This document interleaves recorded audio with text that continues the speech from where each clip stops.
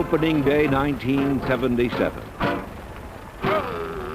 Once again, Philadelphia showman Bill Giles had provided a splash of color. In the locker room, the Philadelphia Phillies prepared to play their part in the festivities, while Giles' featured performer got ready at the airport. The first ball would be delivered by Pat Mulhern, Parachute Man.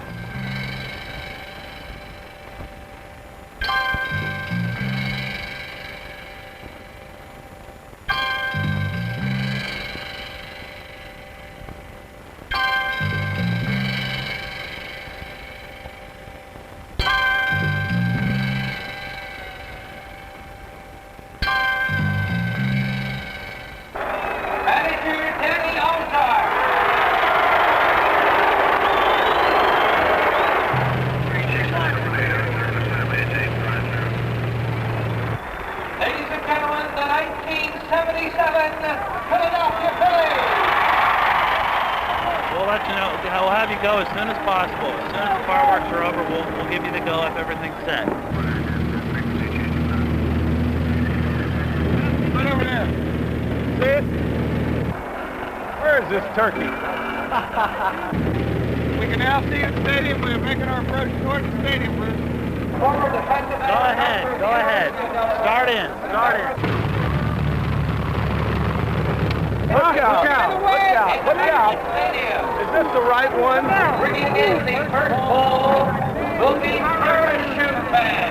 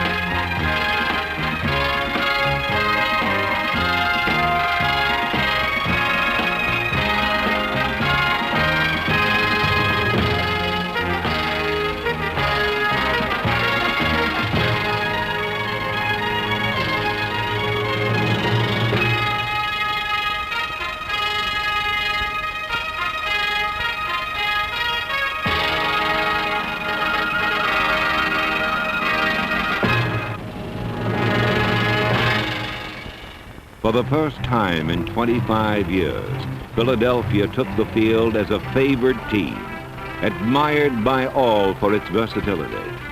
There were superstars like Steve Carlton and his serpentine curveball, and young comers like Larry Christensen and his no-nonsense fastball. On offense, a Polish oak named Greg Luzinski could relaunch the ball violently in the opposite direction. When it came time to track down a drive, Gary Maddox gently cradled everything that stayed in the park. At third base, magical Mike Schmidt had hands that were quicker than the eye.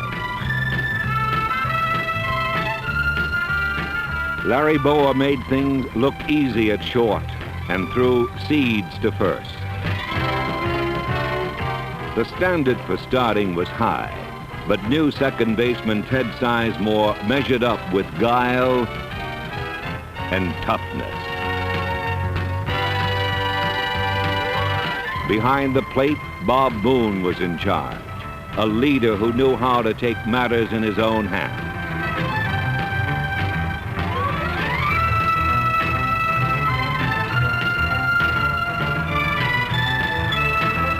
They had all the moves, tricky ones like lefties, which picked off 22 runners. Baseball is a showcase for individual ability, and each of the starters took his turn in the spotlight.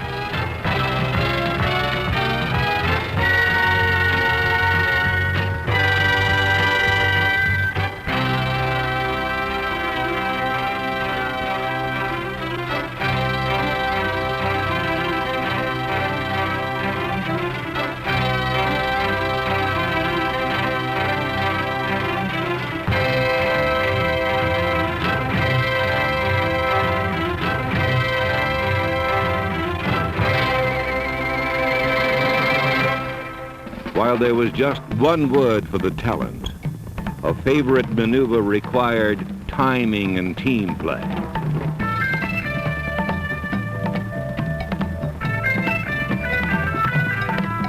The Phillies excelled at tracking down loose balls and hitting the cutoff man in the numbers. Larry Boa moved out to meet the ball, balanced and ready for a quick pivot and throw home. Bob Boone blocked the plate while reaching for the ball, and then swept back for the tag. Philadelphia had what it took, but who could account for the strange things that were to happen early in the season?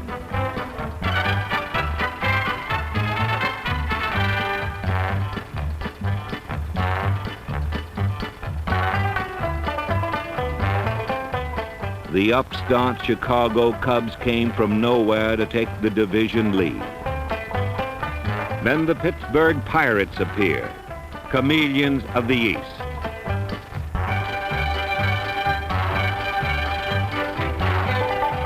They were the style setters, color coordinated and confident, while Philadelphia fiddled.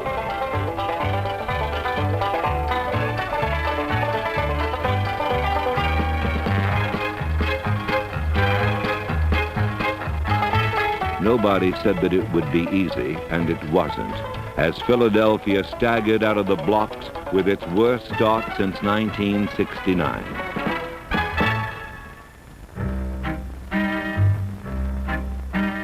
When things go wrong, paranoia sets in.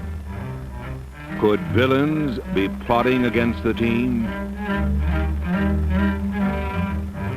Umpires are the men in black, bearers of bad tidings. Manager Danny Ozark felt moved to discuss the situation.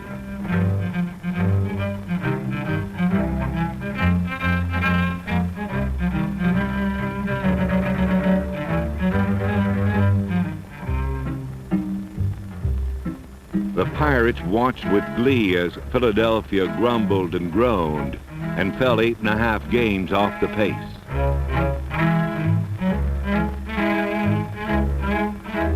But the people who knew them best were not worried. It was simply a matter of time. Every night in a runway behind home plate, the ground crew watches the game. Often they are joined by a friend from upstairs in a white shirt and tie. His name is Ruly Carpenter, and he owns the team. You know, the last 2 games, I think Maddox has swung the bat better than he has all year. The last 2 games, he's hit some balls hard, especially on Tuesday night. Maybe Chuck for the triple? He hit a 3-bagger to right center, inside out of that ball, and he hit a ball good to left, and then he hit another ball good to left center. I mean, all hard. There you go. Come on, Bone. He's going. The Phillies are Ruly Carpenter's property, but they are also his passion. He lives and dies with every pitch. He doesn't like that bender. See you later. Ruly Carpenter relies on Paul Owens to build his team. The Pope looks everywhere on earth. From the Tokyo Giants came dependable Davy Johnson. The free agent draft yielded a wild swinger named Rich Hebner.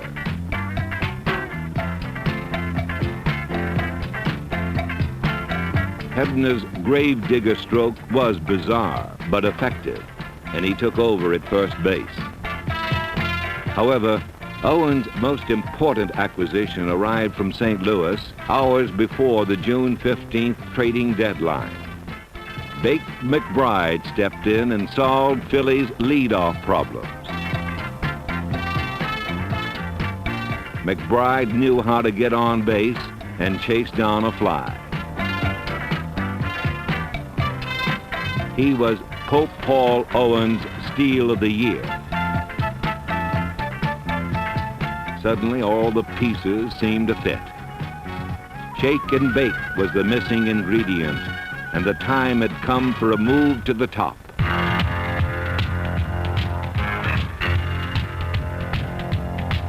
When McBride arrived, Gary Maddox moved down and loved it.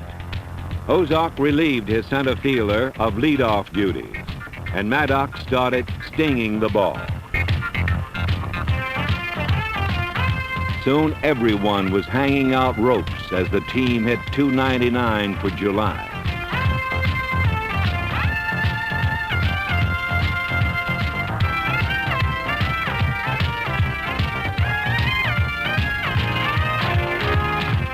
Base hits meant runs now that twin burners roamed the base path.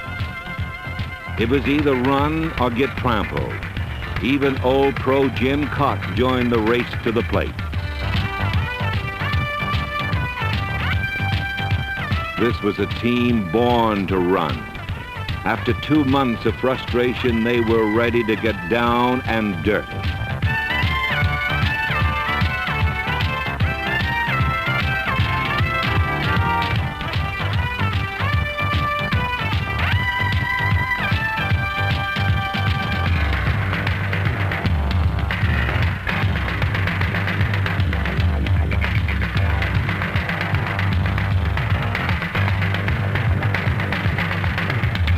Hit-and-run baseball is exciting, but Philadelphia could also settle the issue with one swing.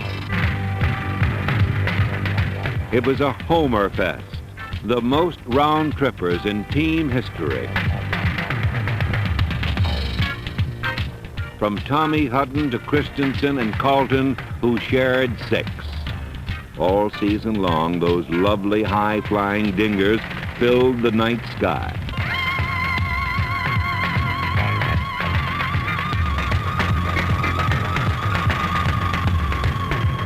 But the grandest moment belonged to the lidless man.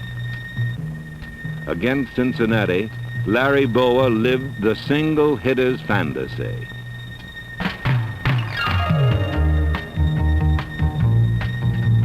Bowa hit a baseball 400 feet with the bases loaded, and blue snow fell in South Philly.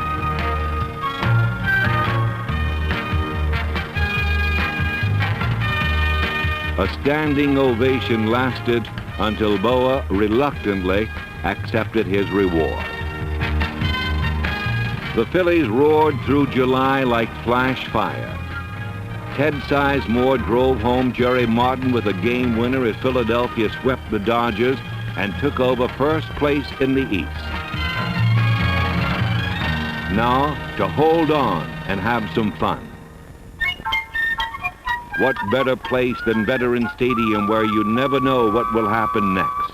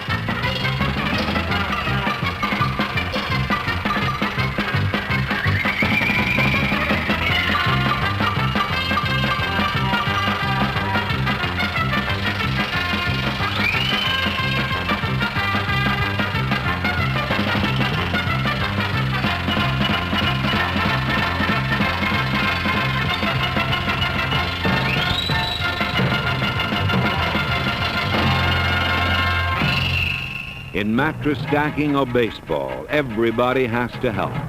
Jim Lomborg came back from injury to win 11 games. Jay Johnstone filled in wherever needed.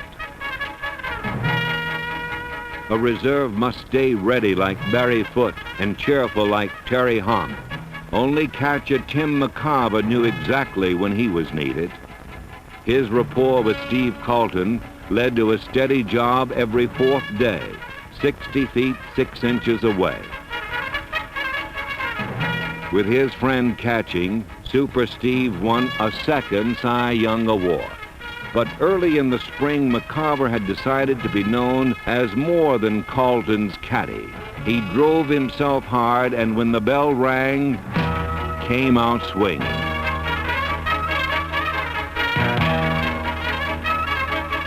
While catching Carlton, McCarver hit .336 and gave his all on every play.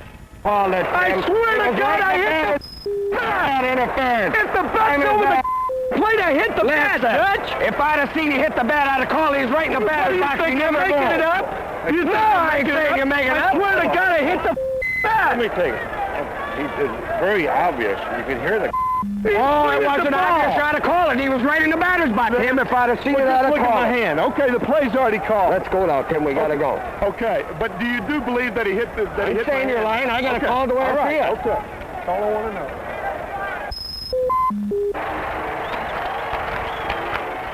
Two months remained to hold on to the lead.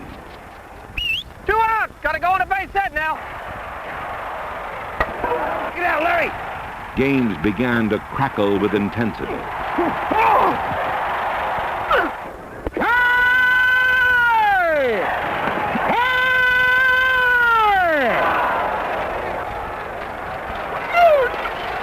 Take it to first, the bat. Hey! You bum! You stink! You stink, you bum! Out of there! Some kind of ball game, huh? Just unbelievable. Isn't it? This is exciting baseball. Hey!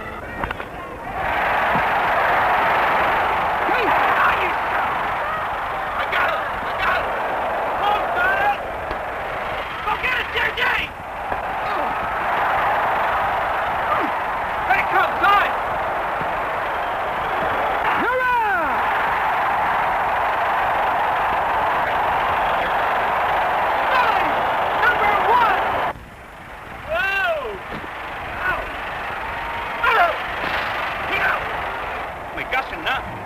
Pittsburgh had taken a run at the Phillies and come up short. Now the Pirates fought the unbeatable foe. The Pirates stopped smiling as Philadelphia's bullpen stood ready to put on the clincher. Unflappable Gene Garver, a rookie with gunfighter eyes, Warren Brewster, ex-starter Ron Reed, and a deadly serious Tug McGraw. They all sought the classic beauty of a perfect game-ending pitch.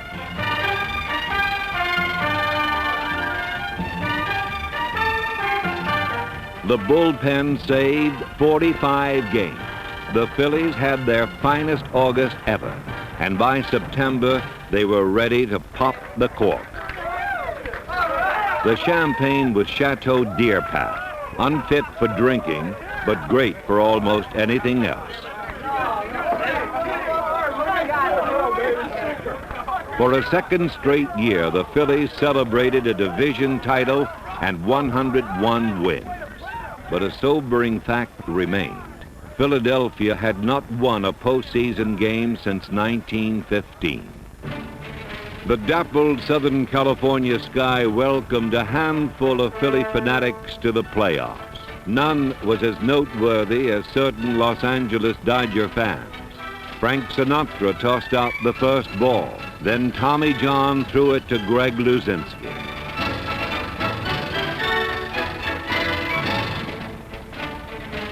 Bull parked the ball in Pasadena, and Philadelphia took a 4-0 lead. Then, as the sun set behind the Hollywood Hills, Los Angeles launched a counterattack. The Dodgers loaded the bases, and up stepped Ron Say. who had ended the game in an 0-for-31 slump.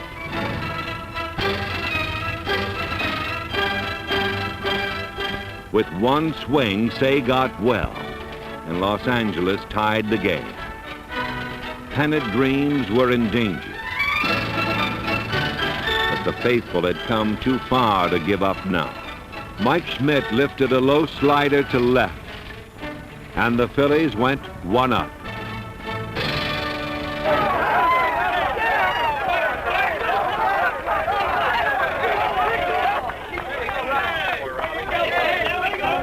That's the one you needed, man. Isn't it? The first one. First one's a big one, man. That's the first one. Tomorrow win, and then we can have a nice plane trip home. But a sweep in L.A. was not to be. The next night, lightning struck again. A second grand slam tied the series at 1, and the scene shifted to jam-packed Veterans Stadium. Game 3 began with a controversial play. It had all started with the Phillies' favorite maneuver. Gary Maddox hitting the cutoff man and Bob Boone blocking the plate to perfection. Another angle reveals that Steve Garvey still hasn't touched home plate. The Dodgers led 3-0 before Bert Hooton had some problems of his own.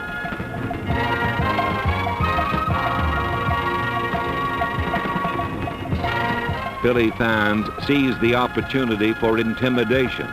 They rose as one and celebrated 3 bases-loaded walks.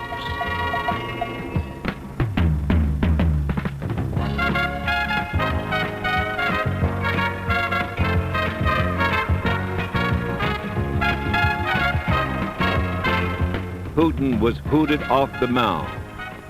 And the next time Los Angeles tried to score, Boone put on a tag that left no doubt.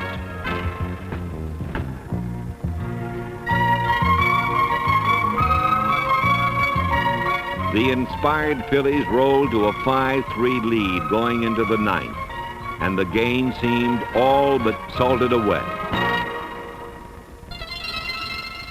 2 quick outs left only a Mexican League refugee in the way of a win. Wily Vic Davalillo legged out a bunt. Still only 1 out remained as Manny Mota golfed a pitch to left. All Philadelphia held its breath. The season's most crucial play had gone against Philadelphia. A repeat shows Boa's remarkable recovery. Was he out or safe?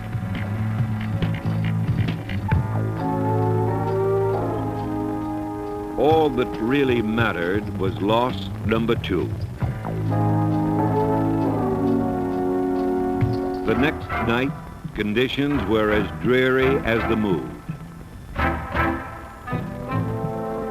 A game-long rain fell, and a city watched helplessly as their glorious season washed away.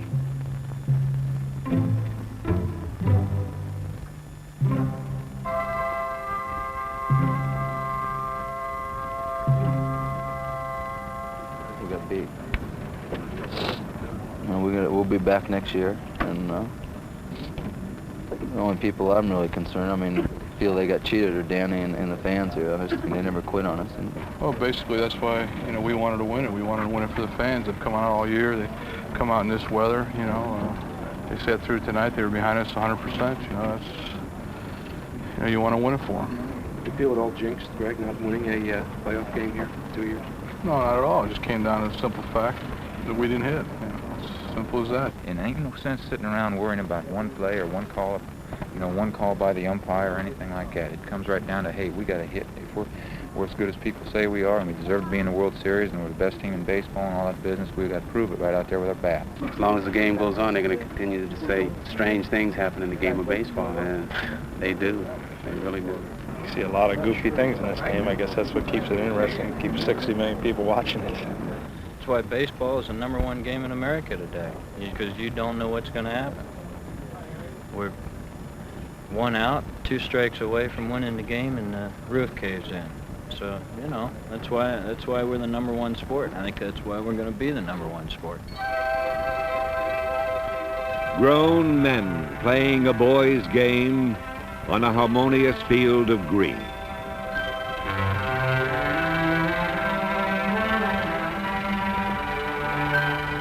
Baseball is grace and power.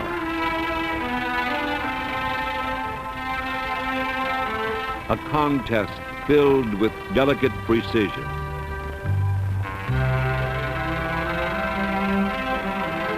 Twice, the Philadelphia Phillies have come to the brink of greatness. This potential remains with proven veterans and developing youngsters like Randy Lurch.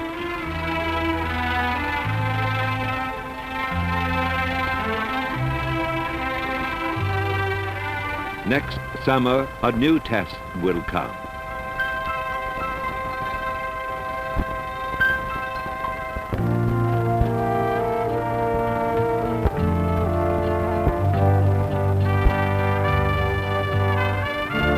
This is Major League Baseball, and these are the Philadelphia Phillies, a team with some unfinished business.